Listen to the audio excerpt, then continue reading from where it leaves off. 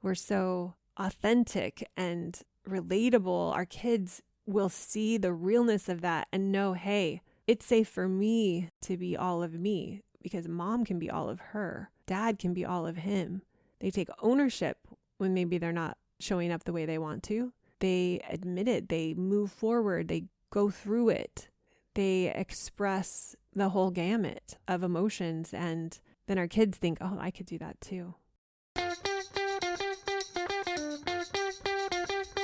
Welcome to the Connect Method Parenting Podcast, where correction is out, connection is in, and your kids want to listen to you. I'm Andy Martineau, creator of Connect Method Parenting, here to help you stay calm, confident, and connected no matter what. Hey everybody, it is early in the morning and my family just went to breakfast. We're in a hotel in Egypt. We spent Thanksgiving week touring around, looking at pyramids. Very different than any other Thanksgiving I've ever had. It was amazing. And one of the things that I wanted to share with you all, now that I have a minute in our hotel room before we fly off to our next destination, is some thoughts I have about what I have been learning about the ancient Egyptians this week and how it relates to parenting. The thing that has stood out to me as we've gone to the pyramids and the temples and the burial sites in the Valley of the Kings has been their obsession with death, or you could say their obsession with not dying and living forever. This narrative is everywhere. It's written over and over again on the walls in the temples, on the walls in the burial chambers. It's everywhere. And as we heard our tour guides explain the narrative over and over and over again, I was in awe of how for 3,000 years or more, this was a predominant narrative that was passed down from generation to generation. It got me thinking about the narratives we have in our life, the personal narratives, the personal stories that we create about ourselves, about the people in our lives, about the meaning in our lives, about the things we create in our life, why we do the things we do, and the stories that we believe to be true. Those important narratives that we have that have been there for what might seem like forever. These stories that guide the decisions that we make and the interpretations that we have. As I was thinking about what I wanted to share today, and obviously we're always talking about parenting here because I love the invitation that parenting gives us to improve ourselves. I love the gift it is to see the underdeveloped sides of ourselves, to see the stories about ourselves, to increase our emotional capacity, to further develop our nervous system. And this story that we have about ourselves, the one I saw with the pharaohs and the intense energy that they put into trying to create eternal life, trying to preserve their bodies, trying to make sure that they never died was intense. If you guys have been to Egypt or you've watched a documentary, which is something I have watched many of because I love ancient history and I love the questions as much as the facts about the Egyptians, because there's so many questions, maybe more questions than facts. But this narrative that we have is powerful, and I see it everywhere as I have toured around Egypt, had the privilege, the honor, the incredible opportunity to tour a place that I've always dreamed of being. It's insane that we're here. It's insane and intense. Egypt is very different than the United States.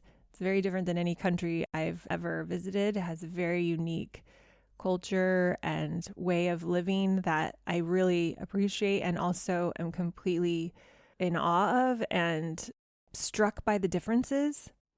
I have so much more to talk about, but I'm going to try to stick to the narrative part because that is what I want to talk about because it stood out to me and I can't help but make the connection between the narrative we have about ourselves, about our children, about our partners, about our children's other parent, if they're not, still in our life in a partner capacity, but they're still in our life because of our children. We all have narratives. We have these stories running in our heads that are creating our identity, and stories that create our identities of other people in our lives. So when someone says, "Who do you think you are?" the narrative that you have about yourself is who you think you are.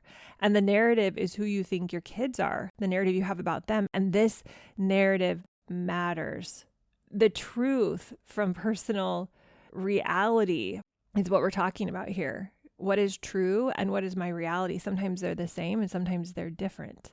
For over 3,000 years, the narrative was believed to be true in the Egyptian civilization, unquestioned. Absolute truth, reality. But there's a difference between absolute truth and reality. This is tricky. And I would say that the meaning of truth is that there is something that exists in the world that is irrefutable, versus our reality is our interpretation of the world. Oftentimes, the pain and the frustration and the worry we have comes from not being clear on the difference between these two things.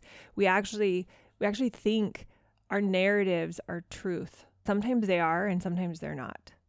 Far too often, though, I think the narratives that we have about ourselves, we believe to be absolute truths when they're not.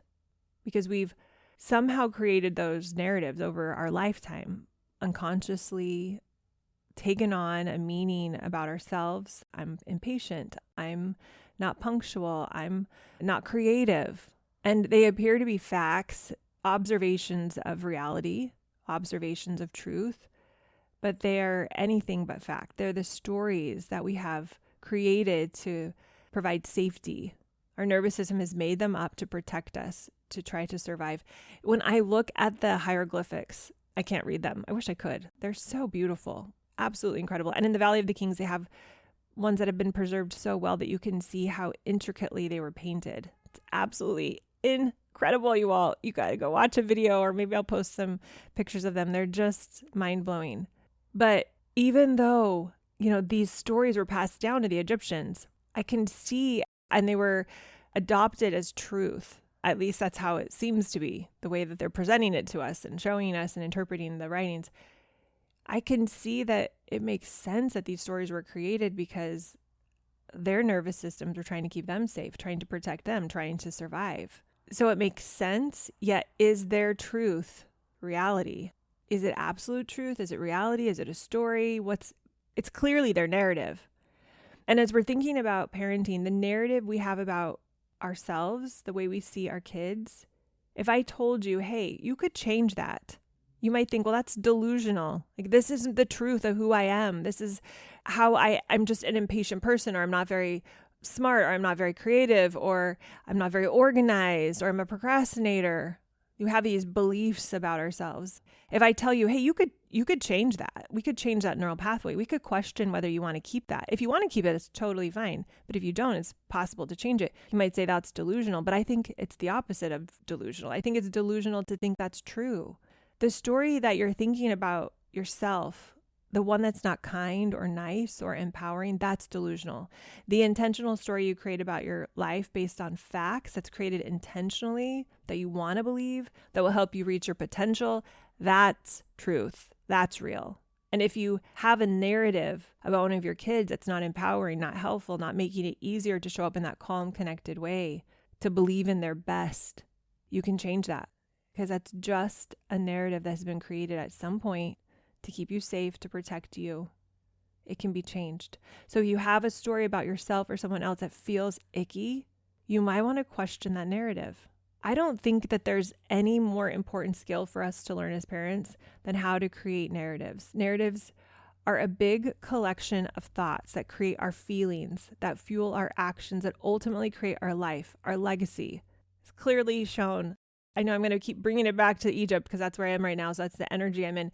I mean, their legacy, their narrative is been embedded in this land for thousands of years. It still stands. They're gone. The legacy is still here. The writings of their narratives are everywhere. And our narratives are passed on through what we create in our life as we're living and through our children, And so if you don't know what your narrative is about, you don't know what your narrative looks like about you or about your child, if you haven't consciously inspected it, if you haven't paid close attention to what it is and what you want it to be, you're going to end up living your life at the effect of everything outside of you, thinking that the world is pushing you around when really it's your narrative that's doing it. It's your mind, it's your patterns. So let's break this down. We're going to start with the story we have about ourselves. So all of us are telling ourselves a story about who we are. And we're going to dive into that story. Last week, when we were in Rome, before we moved to Egypt, my daughter had to write a Gothic story for school. She's doing online school as we're traveling. So she still has assignments she's got to turn in. So she was writing this Gothic story, and we pulled up the instructions that the teacher had given her, and we were bouncing some ideas off of what this story could look like. And the teacher had laid out the elements of the story, elements that make a Gothic story versus, a different kind of story. And they were clearly outlined. And so based on those elements, we started brainstorming different topics, ideas, settings, characters, and she killed it. She got a 97% on her writing, which, by the way, she has a narrative or has had a narrative about herself that she's not good at writing. And when she got the 97%, you could see her questioning the narrative. It's so good. We need to be always questioning our narratives, those limiting narratives, question. So I want to do the same thing with our personal narrative, the elements of our personal narrative. Now, your narrative, unlike her Gothic story that we were creating from scratch, your narrative has been created. You're probably running it every day. You believe it's true. It has a plot, all the things. So we're going to ask ourselves, where did the plot come from? Where did the characters come from? Where did the interpretation of those characters, of those plots, of the journey come from? And I would imagine, I'm going to just put this out there as a possibility, that it came from what you were told, conditioning, the culture you grew up in, the socialization of where you lived. It came from what you were taught to believe about life, about parenting, about education, money, yourself. And this typically happens very unconsciously when we're little. We're told that's a dog, that's a house, this is how old you are, this is what happens when you get old, this is what it means when you get old. These are things you do when you're young. This is what it means when you're young. This is when we sleep. This is when we pray. I have to say that this is the first time I've been in a predominantly Muslim country, and the cultural differences are so significant that I'm very aware of them because they stand out as these new things that I've never seen before. The first night we were here, we flew into Cairo and got to our hotel, and I heard all this noise outside, and I said, what is that, Scott? I asked my husband, what is that noise outside? It sounded like loud music, some type of entertainment facility. I opened the windows, and I don't recognize the language. I don't speak Arabic, so I can't tell what they're saying, but it's definitely a loud sound.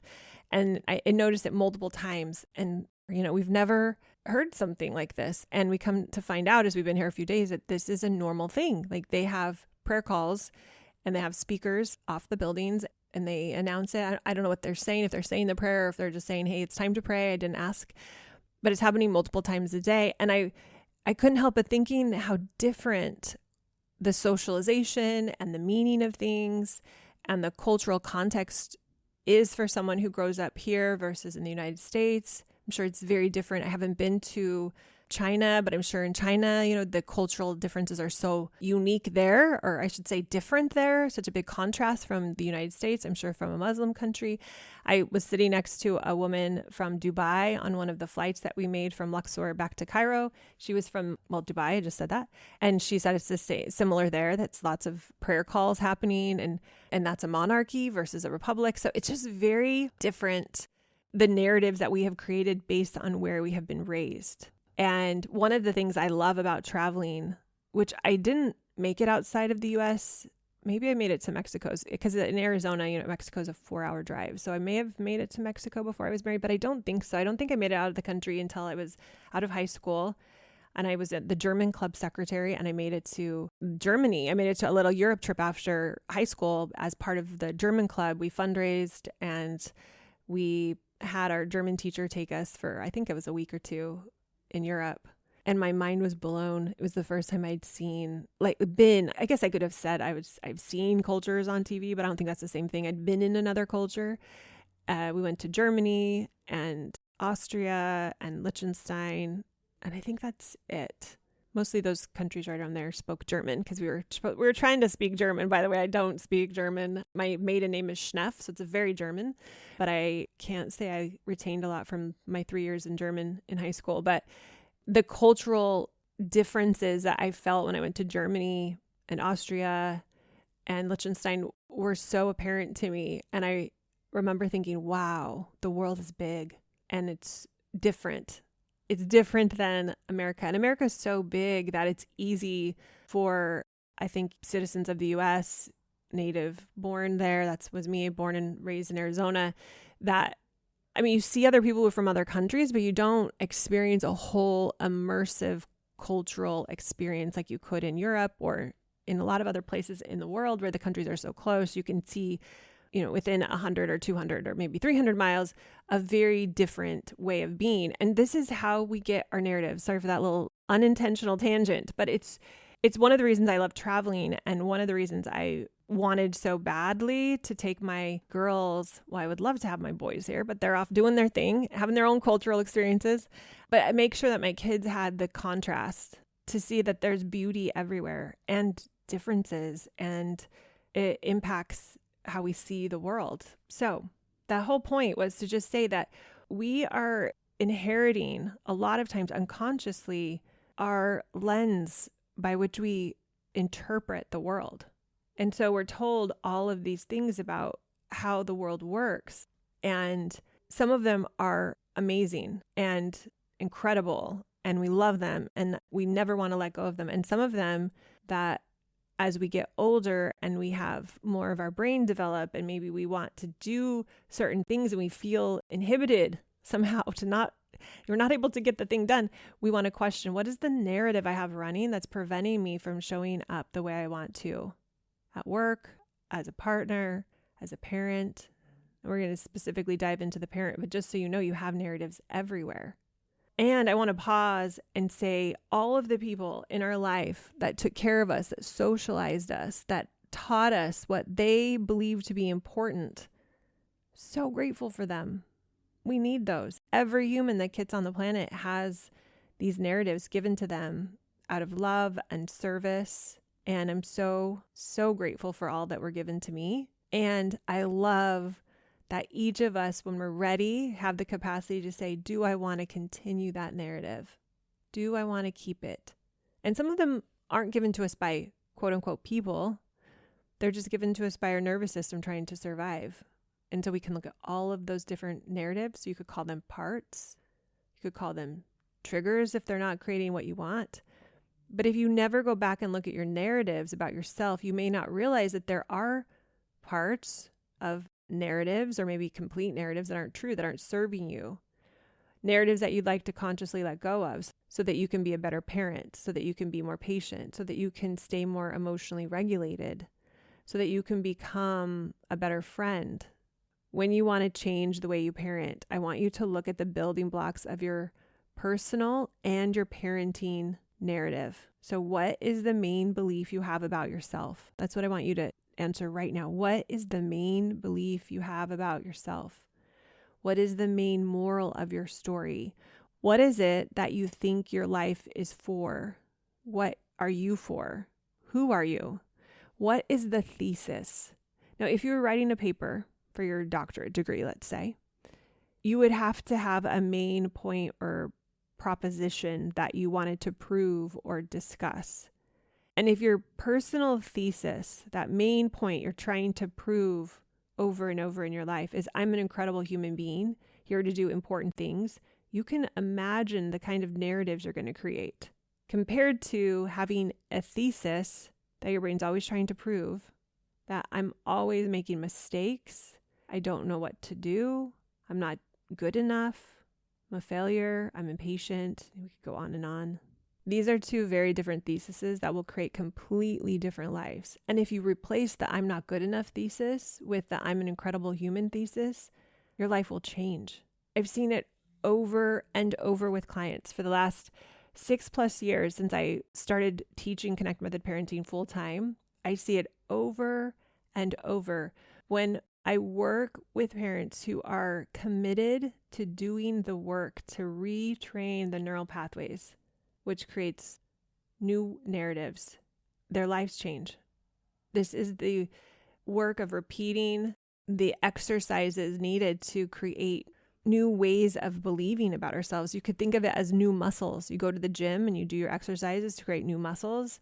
And we go to the mental gym. We come into league and we learn the fundamentals of Connect Method Parenting. And then maybe we take it to the next level. We learn more of the nuances of it. But we're doing the work to create the new neural pathways. I see this over and over again just in the last couple of weeks. Actually, just yesterday, I had an office hours call that all we talked about for the most part was how things had been shifting for them based on the work they had done. It happens multiple times every week on our calls where people share their wins, share how the neural pathways, the narratives have changed. And after they share, oftentimes they're like, okay, I want more. I like this. This is the direction I want to head. So how do I keep the momentum going? I was talking to one of my amazing parents recently, and she was presenting something. We were working through it. And then she's like, okay, so I want to make sure I know how to keep the momentum going. So we created a little plan, a few things for her to continue to do on top of what she was already working on and continuing on to change the narrative about how she is showing up for her kids. Oftentimes is how do I get less defensive? How do I take less offense? How do I show up more patient? How do I create a calm inside of myself so that when my kids are off the wall, I can stay calm? How do I set a limit in a connective way? That's a big one.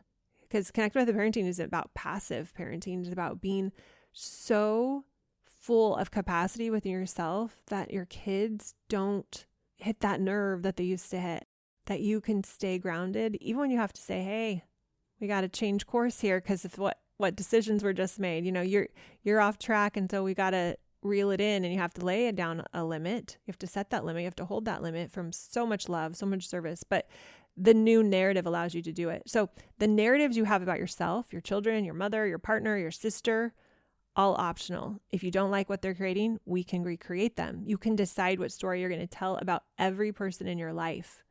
And chances are you don't realize fully that this is possible for you. You're looking at yourself in the mirror, or your child has an emotional takeover, and you don't realize what your story is or how you can change that story. You're thinking you're just observing life and having an interpretation of what is. You're just taking the notes, you're just telling the news. But really, we're spinning this tale about ourselves or about our child or about someone else based on the thesis we have about them. And then our brain goes to work to prove the thesis. So those narratives will determine the quality of your life.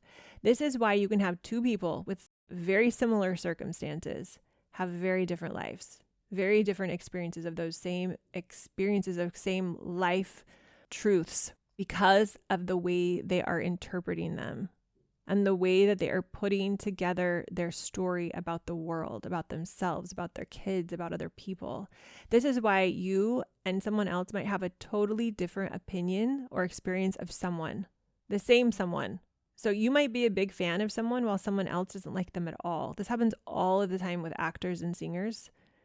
Certain people like them and other people are not so into them. I remember growing up and my dad was convinced Peter, Paul, and Mary were amazing singers. And as a kid, I had no taste, no desire, no appreciation for their music. It just wasn't exciting to me. And he would just play it in the car and sing it. My parents were just really appreciative of their music, and I was not impressed. I was more into Journey, Chicago, other bands that were more appetizing to me. Who was right? No one. We both were right. We just had different narratives about the music we liked. So it wasn't about right or wrong, even though at the time I probably was thinking, gosh, my dad is so wrong. I'm so right. But, in hindsight, I can see that's not what it was about. It was just a different narrative. The quality of experience that we want to create for ourselves is based on the narrative, the thesis is that we have about our life. And it's okay that we might have different ones than other people, seeing that, oh, this is just because I have a different lens. So if you have a thesis about your child being unkind or lazy or slow moving or a procrastinator, you're going to try to prove that thesis to be true. Your brain is going to work hard. You're going to look for all the ways where they're, let's say, unkind. If that was your thesis, they're just unkind. You will look for all the examples that can be interpreted as unkind to prove the thesis. And you won't even realize what you're doing, but you will be constantly confirming your own bias that your child is unkind or proving how much kinder your other children are. So if we believe someone's kind, we're going to have a totally different interpretation. So let's say we believe someone's kind. Let's say one of our children is very kind, very compassionate, and then they do something that could be perceived as unkind. If in your mind, your story, your narrative, your thesis about that child is they're kind, it won't go along with a story that they're unkind just because of one example. Because the news story creates too much cognitive dissonance. And by the news story, I mean the story that they're unkind. You just won't instantly jump there if you have so much evidence supporting this story that they're kind. You'll interpret it as, oh, they're just having a bad day. They didn't mean it. They were frustrated. You're going to make sense of the behavior differently because your narrative about them is different. It's crazy to think about. Crazy. You still might have a conversation with them about what they did that was not maybe the kindest in the moment, but you're going to come with what Carl Jung says as unconditional positive regard, which I think is the best way to come to our kids. Unconditional positive regard. I mean, who doesn't want to have unconditional positive regard offered to them on a platter? We do so much better when someone believes in our best and we aren't defined by a certain decision we make, even a cluster of decisions. We might even say, well, hey, I have like 2 years to prove that they're unkind. But if you can deal with the behavior and look at the behavior as information, but believe in your heart that they are kind, they're just struggling to get that kindness out, you're going to deal with the situation differently. It's going to feel differently. You don't have to give them a pass. You don't have to say there's no accountability for how you're acting. But when you put a limit in place, if it's a child, let's say, and you do have to put measures in place so that they, are being respectful to other kids or to other adults, and you have to do that in place, you're going to do it from a different energy, from a different belief. If you believe underneath they are fundamentally kind, it's just not coming out right now. Maybe it hasn't come out for a few years. So one of the first steps, I think, is to understand that any narrative you have that is black or white, that is all or nothing, is probably not serving you. It's probably off base because most people in this world are a combination of both positive and negative. I think we're a really beautiful combination of positive and negative. We do lots of great things. We do lots of things that aren't great. And the most interesting people are the ones that embrace their entire humanity. The part of them that's good, the part of them that's amazing, and the part of them that's not so good sometimes, and the part of them that isn't so amazing. One of the most powerful things I teach when I'm teaching Connect Method Parenting is that life is 50-50. And once parents understand the freedom that comes from this narrative of believing, hey, life is full of negative emotions half the time and positive emotions half the time. And hey, if I accept that, the craziest thing happens. It makes the negative less negative. When they have decided to adopt this, parents' lives change completely because instead of constantly comparing their current life to, how they think it's supposed to be, where they should be happy and positive all the time, they realize, hey, life isn't supposed to be happy and positive all the time. It's okay. And it's beautiful that it's not happy or positive all the time. Hey, what if that's important to the whole experience here? This just hit me, you guys. I was literally writing yesterday, doing my personal work, my little mental hygiene, and I was thinking about how there were some moments on this trip that I just haven't really felt great about. Didn't like how I was feeling. I didn't like the experience. Maybe I didn't like what I did. I was thinking I should be more excited or happy. And I was writing this down and I wrote down something very similar to what I was just saying. And it hit me and I thought, oh, I am thinking that this entire 6-month trip should just be rainbows and daisies and happy, goodness, sunshine, joy. I should just be happy no matter what happens.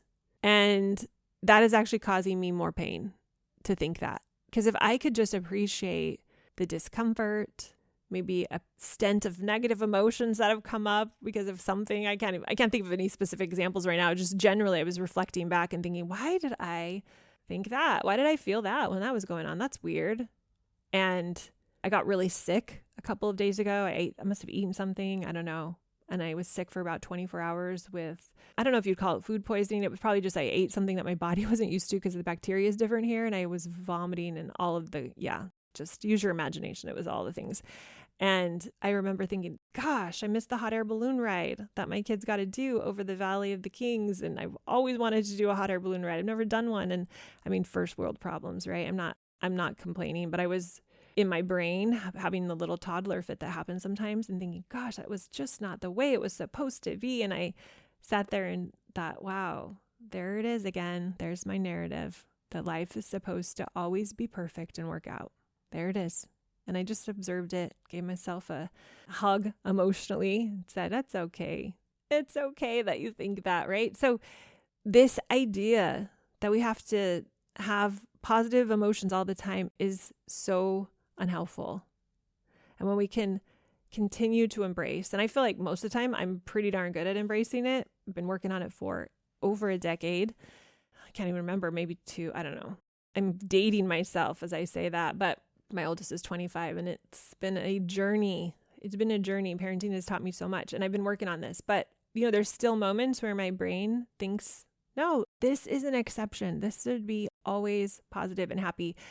But when we can stop thinking that, when we can stop thinking this is always supposed to be positive emotions, we feel a lot less negative. That's exactly what happened. I was writing, it hit me. I had the awareness, oh, you did it again. You slipped back into positive toxicity and just bounced me right back out. And I thought, oh, no, life is supposed to be 50-50. Even the trip of your dreams coming true is going to have both. So we're going to adopt these new narratives and continue to investigate the narratives as they come up that may or may not be serving us, that we can look at the lenses that we're using to filter life and say, oh, is life supposed to be a balance of both? Oh yeah, it's supposed to be a balance of both. And then we remember. Or if that hasn't hit you yet and you're still coming to grips with that idea, you let it sink in deep in the soil, in the desert, which this is a desert, you all. This is a desert unlike any desert I've been in. And I was raised in the desert in Arizona. It's a desert there. But this desert outside of the city, beyond the places where the Nile helps it turn green, it is desolate. A Valley of the Kings, there is nothing growing on the hills. And the contrast of the lush Nile River and the green that is able to happen around the Nile River because of the water and the environment that's created there versus the desolate mountains where there is not even one thing growing out of the ground. That contrast makes me appreciate the water so much more, appreciate the green. I think that's what life's supposed to be like. And just like the emotional fluctuation and contrast that we have, life presents us these opportunities to be in these two worlds of the 50-50, the positive and negative. In a similar way, we are a 50-50 combo of positive and negative, of extraordinary and not so extraordinary things and traits. And that's, I believe, the way it's supposed to be. We're so smart in certain areas and so not smart in certain areas. Part of you is kind and part of you can be unkind. We're a beautiful array of the entire spectrum. That is how we're supposed to be. And we can be kind and curious and compassionate with ourselves as we see those parts that maybe we've labeled as icky, not so good. And we can say, thank you for being part of me. Thank you for helping me temper myself. Help me appreciate my wholeness, my humanness. You are welcome here. We will grow so much more. I've met people where they want to be perfect. They don't want the imperfect parts of them. I used to be this person. I was a perfectionist, you could say. I just thought that my value, my worth came from the way I was able to be perfect in the world. And in trying to be perfect, we end up being very imperfect.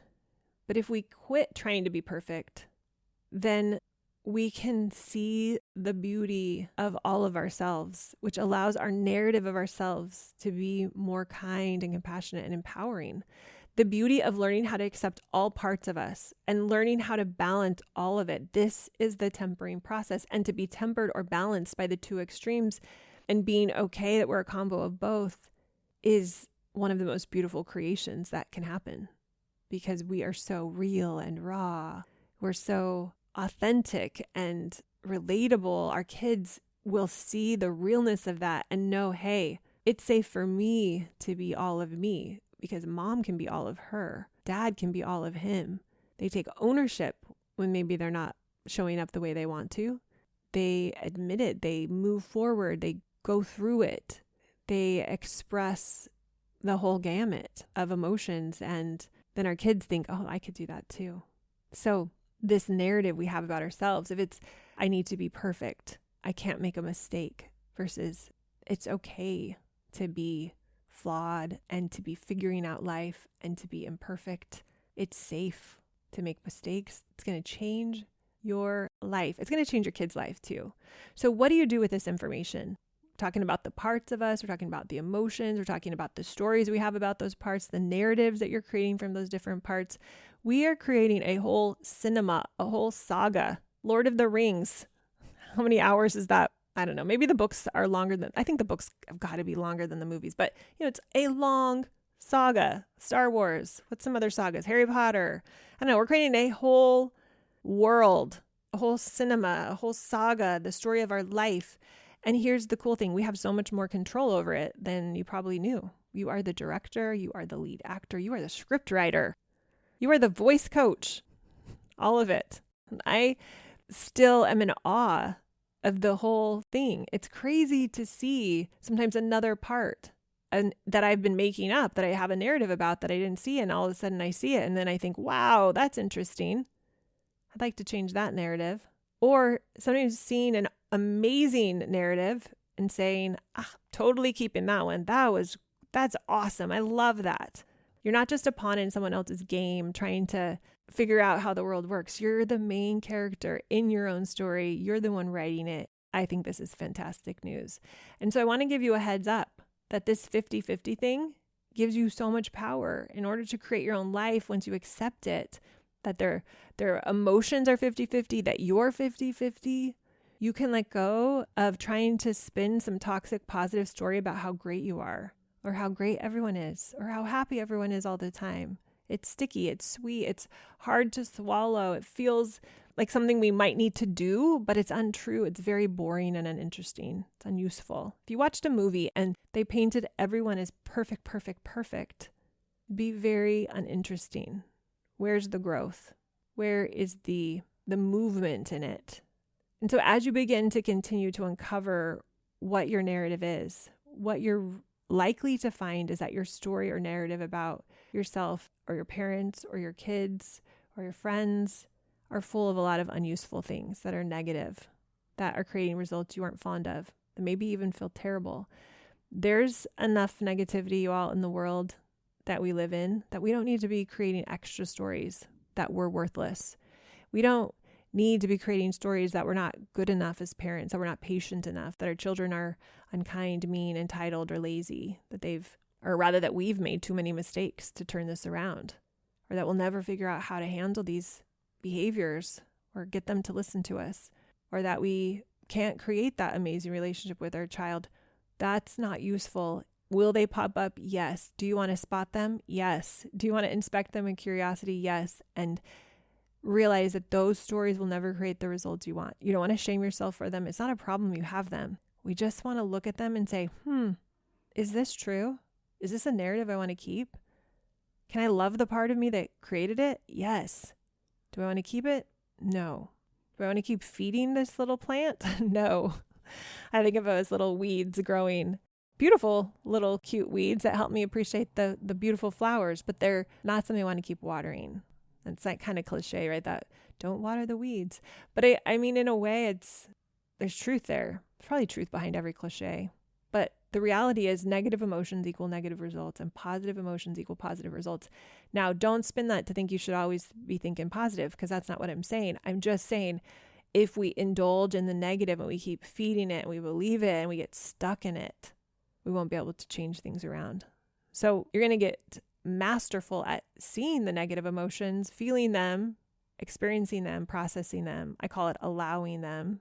They metabolize through and then we move forward. That's a productive way of feeling a negative emotion. You don't have to create the negative part of your life. It's going to happen naturally. Just the world we live in has a nice 50-50 balance. It has challenges and struggles, joys and beauty. It seems to be an important aspect of this life on earth. We have to know the contrast in order to know what to do or what we want, to appreciate the other side. So first, you've got to evaluate your story that you currently have about the people in your life. And I recommend that you do this with a paragraph. We're going to be doing next year a deep dive in CMP Mastery on this. So heads up for that. In about end of January, I think, maybe beginning of February, we're going to do a deep dive in this in CMP Mastery. So I'm very excited to do that. But for those who are not in league and for those who are in league, and league, by the way, is the overarching program. And then you come in and everyone does the pivot. And sometimes we do the pivot again as a whole group, even the mastery people, we're doing that right now. But then mastery is where we'd start deep diving on singular topics for a month to get that repetition in, to really build the neural pathways that have been started in pivot. I wish I could do it all in 8 weeks, but the brain doesn't work that way. So we got to work with the equipment we got. So in CMP Mastery, we're going to be doing this. But for all of those that are not in league, which is where CMP Mastery lives, or for those who are in league, to get you jump started and a little bit ahead of the game so you can come in and even do next level work on this, do this work that I'm going to explain right now. So imagine you were writing the narrative about your life. We're going to start by getting clear with what your default thesis is. So reminder real quick on the definition of the thesis. The thesis is one of the most important concepts in writing when you're writing a paper to prove something. It's the focus of your idea for the paper. So it's your argument or your insight or your viewpoint crystallized into a single sentence that gives the reader your main idea. How about that for a definition? I got that off Google. I love it. So that's the definition of a thesis. And I wanted to call that out really clearly so that as we're talking about this, you're seeing how this thesis is a singular sentence that gives clarity to the main point. And in this case, it would be the main point of your life, the main point that your brain is proving to be true for you. And most likely you've created this unconsciously. But we're going to pull it out of the unconscious today and move it into the conscious. So what is the main thesis you have about yourself? This is the beautiful work that we do in Connect Method Parenting, is we look at the unconscious in a conscious way. This is one of the exercises that we're going to be doing. I can't believe we're going to be doing next year. I'm so excited. So what is the main thesis you have about yourself? Write the summary you have about yourself after you write down the thesis, which is just a singular sentence. Your main belief about yourself it doesn't have to be a singular sentence. It could be a little cluster of sentences, actually. So I'm taking back what I said. It could be a little cluster of sentences like, I am good, I'm amazing, I'm intentionally. You're going to have a thesis about different areas of your life. So since we're talking about parenting, let's make sure we do it about parenting today. You can pause the podcast and do that work. But you're going to write the little sentence /summary /multi-sentence paragraph. What is the main thesis you have about your life in general? What is the main thesis you have about your life in particular? You're going to summarize that. Okay? So write that down. Now, who are the main characters in your life? And what is your story about them? So what I want you to do is go through each of your children, if you have multiple children or one child, your spouse, your partner, whoever the important people are in your life, maybe your dear friends, your neighbors, your parents, your in-laws, and then summarize your takeaways. Now, a lot of times when you go through this work, you realize why you feel awful. Maybe your stories are negative or hurtful. Maybe your stories aren't useful, like we were saying. So look at them with so much love and acceptance. That's going to allow you to move through them so that you can start creating a different narrative if you want to. If you want to. You don't have to. You might see your narratives and love them and say, I am keeping this forever. I love, love, love this. But if you don't have a narrative that you love, then be kind. And you can start to dream about what kind of story you want to tell about yourself. What are the components you want to include? What thesis would you like to have at the center of your narrative? It's got to be truthful, or at least believable at some level. If you don't believe it, it's not going to feel emotionally charged, and that's going to be tricky because you're not going to act on something that feels so out of reach. So it's got to make sense to your brain and at least be in the realm of possibility. So to recap, create a story that is based on what you believe are the facts about you. So step 1, to get the process started, you're going to make a list of all of the things that are negative and also all of the things that are positive. It's going to be difficult for some of you. It's going to be really challenging for you to see your strengths, for a lot of you to see that you even have these redeeming, heroic values in your life. But I want you to do this, right? So I'm going to pause for a second just in case anybody got lost because I skipped to creating. So what I had you do just a second ago was to write down your current theses you have about yourself. What is your thesis? Your default, your unintentional. So that's what I had you do just a second ago. Now we're going to start the work of creating the possibility of some new ones for the areas that you don't like. And for sure, let's look at the parenting one, okay? So step 1 is we are going to make a list of the positive and negative things about yourself. It's going to be super easy for most of you to do the negative, but you have to have an equal balance. So let's say 25 each. Just made that up, but I think it's a good number, 25 each. And make sure you are doing a lot of great wins, a lot of redeeming, heroic values in your life. You can have more positive than negative, but not the other way around, because that's way too easy for us. So that's just a little brainstorm. And now write your thesis of who you want to be. What do you want your legacy to be? What do you want your life to be about? So if you're struggling, here's something that might help. Imagine someone were to write a well-rounded article about you, highlighting both your strengths and your flaws, because this new thesis, it's going to include both. We're not going to all rainbows and daisies. We're going to be honest, and we're going to see how being truthful about this 50-50 that you are, having all the parts, is actually going to create the most amazing life, most powerful thesis, most amazing narrative. So if someone was going to write a well-rounded, truthful, well-researched article about you, highlighting all of you, strengths and your flaws, what would you want them to include? What would be the central theme or thesis of the piece? And here's one. Why do you think having both your strengths and weaknesses is significant? What role have these traits played in shaping your life and the lives of those around you? And then use this process, if you want, for other people in your life so you can recreate your narrative about them. That makes sense? So you could do this for yourself. What would someone write if the local newspaper was writing an article about me, just describing me? What would they say? And then do it for your kids. Yeah, this is time consuming, but it's a process that you'll run on yourself, and then you'll run on the most important people of your life that has the potential to change everything. Everything. It can shift your perspective, transform your relationships. Words are so powerful. Words like, I am capable, I am amazing, I am a mother, I am compassionate, I am firm, I am good. Whatever comes after I am packs a punch. And that could be your thesis statement. This could be your overall summary statement that you believe about you.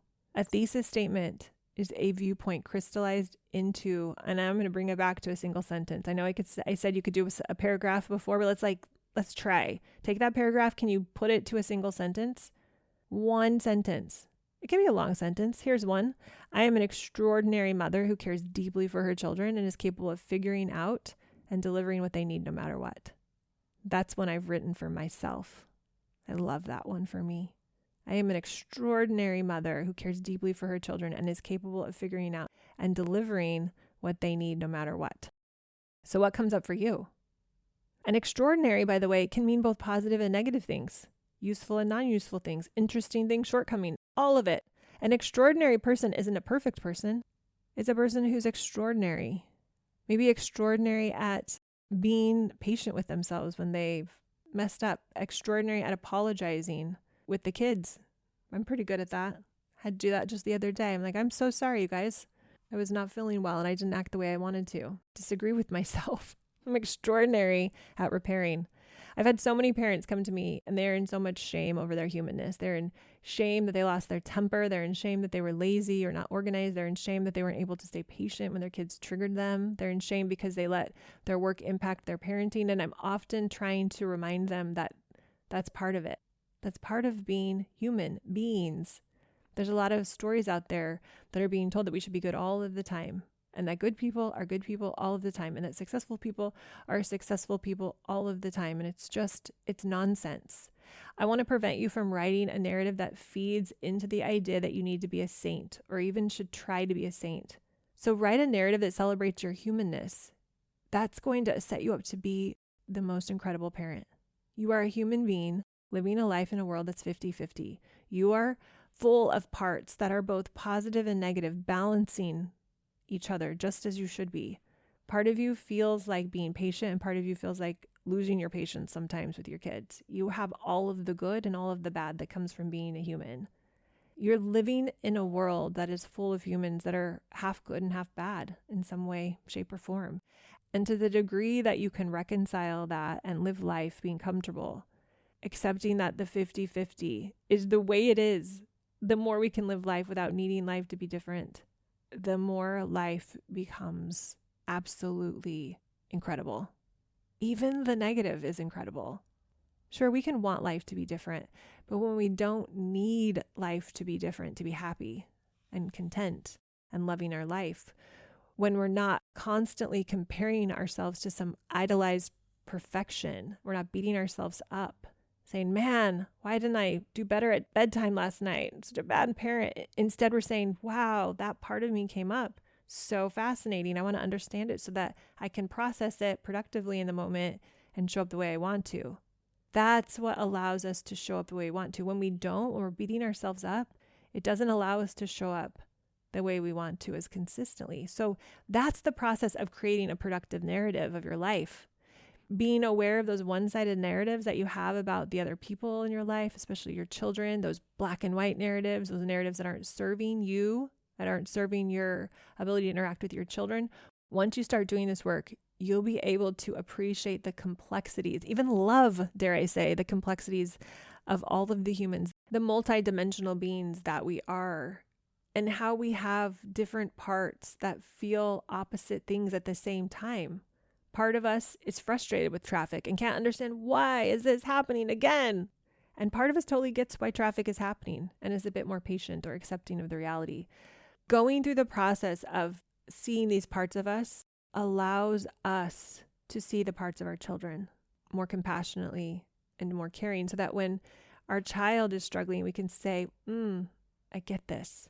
And from their point of view, they're going through the same process. They're having these conflicting parts too, where part of them wants to hit their sister and part of them wants to hug their sister. And they're learning how to sort through it as well. Taking the time to write this out will help you become more patient. It will help you have more understanding, more forgiveness, more love, more accepting, more willingness to embrace the fullness of humanity. Instead of always trying to make sure you're the quote unquote good guy or on the good side of things, there's so much shame from trying to be the good guy or trying to pretend you didn't make a mistake, trying to go defend yourself that you weren't wrong, justify your anger or your frustration, instead of just saying, yeah, that was a bit immature when I did that. I'm working on it. I'm sorry. Or I disagree with how I just showed up. I don't like what I said. We all hope that someone will see something redeeming in us, something good in us, something useful and valuable.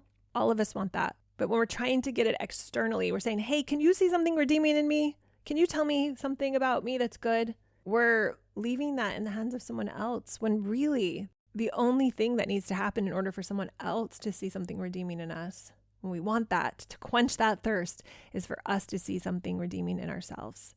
And one of the fastest ways for us to get better at seeing our redeeming qualities, our heroic qualities, is to write a productive narrative about yourself. It might be hard to write your own narrative at first. And if that's the case, I have a little idea for you to get the creative juices flowing. I want you to write a narrative about a person that you love dearly, maybe even the person you love the most in the world. For most of us, the person we love most in the world isn't us. It would be really amazing if it was us, if we loved and adored ourselves in the most beautiful, loving way, not in an arrogant way, but just in an appreciative, abundant way. But for most of us, it's someone else. So if it is you, though, you can go at it and write your personal narrative. That would be pretty great. But since I'm guessing it's someone else and that you aren't your favorite person on the earth, pick that person that you love to love, that's so easy for you to love, and write a narrative about that person. It's a great way to ease yourself into narrative work. What's your thesis about them? Why do you believe that? Why is that the story you tell yourself about them? What are the actual circumstance? What is the actual evidence that you have for that person? That's what I want you to do first if you're having trouble getting started. And the second part, and this is just to show you how powerful narrative is, the second part is you're going to take that same person you love and you're going to change the thesis you have about them to the exact opposite of what it has been. So if you believe they're the kindest person in the world, they're the most incredible person in the world, they're the most thoughtful person you've ever met, they're the favorite person for you, they're your favorite person at least. Whatever that narrative is, you're going to change the thesis to the opposite. So if your thesis was they're the kindest person in the world, you're going to change it to they're very unkind. And then I want you to look for evidence that that's true. And you will find that if you're being honest with yourself, you will find that they are human and that they do have parts of themselves that aren't kind. And you'll be able to see that in the most kind, compassionate way and love their humanity and still be in love with them. See that negative side of them, see their humanity, understand that they're normal, and see that you're just not focused on that part of them. You don't think that's the driving thesis of who they are, the purpose, the force of who they are, right? You're not writing that narrative on a regular basis. Now, here's the magic. Once you do that process, once you do that little bit of homework on someone else you love, the rest of the work of you writing your own new and improved thesis will be easier because you're going to understand that it doesn't take away a person's greatness to be a great human. Great humans are flawed. It doesn't take away their value to understand the complexities of their nature. And you'll also see that you have the power to write a narrative that allows you to focus on what you want to focus on and to have the highest level of life that you can have as a human, as a parent. That's what I want for you. That's what you're going to see. That's what you're going to experience as you write your narrative. So do this work, write out some narratives, go through the process I explained, listen to this again if you need to review. I know I covered a lot today, but go write your narratives. And if you've been listening to the podcast for a while and you could take just a couple of minutes and leave a review, that would be awesome. All right, we'll talk to you all soon. See you later. Bye.